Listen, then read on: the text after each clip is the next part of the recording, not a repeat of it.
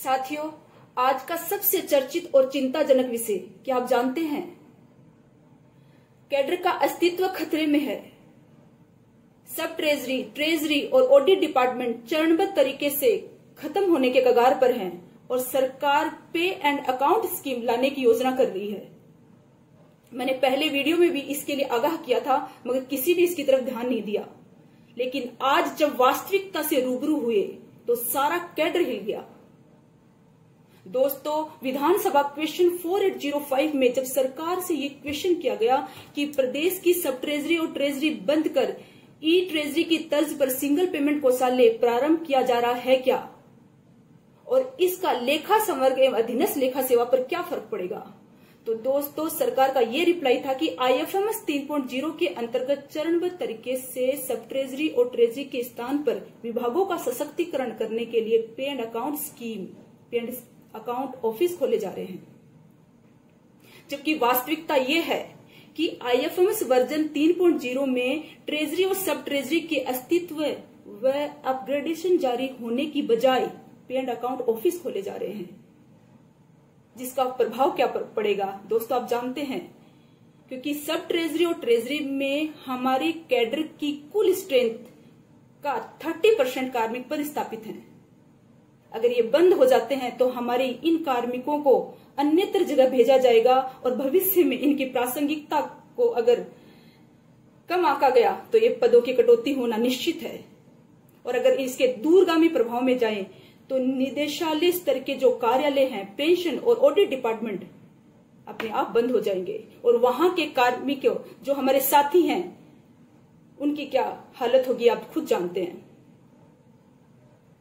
तो दोस्तों मेरा कहना यह है, गौर करने वाली और सोचने वाली ये बात है कि जब ये सब होना ही था तो लेखा संवर्ग की राय क्यों नहीं ली गई?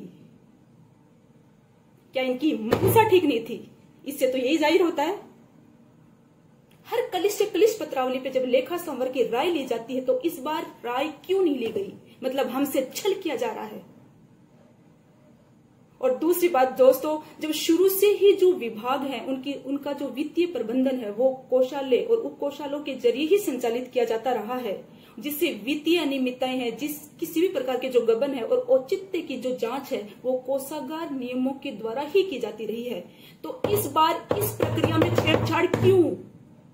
हमारे कैडर के साथ छेड़छाड़ क्यों?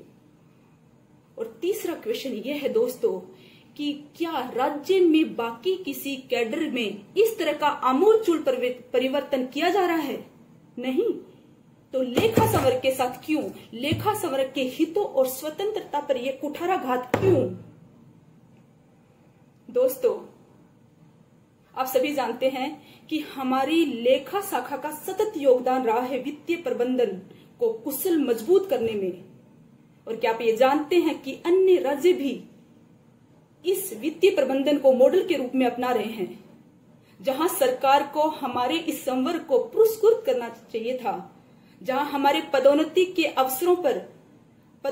अवसरों में वृद्धि की जानी थी, वहां पे सरकार हमारे पांव काट रही है, हमारा अस्तित्व ही मिटा रही है, हमारे कंधों पर वित्त का भार डालकर हमारी रीढ़ की हड्डी को तोड़ने का प्रयास कर रही है।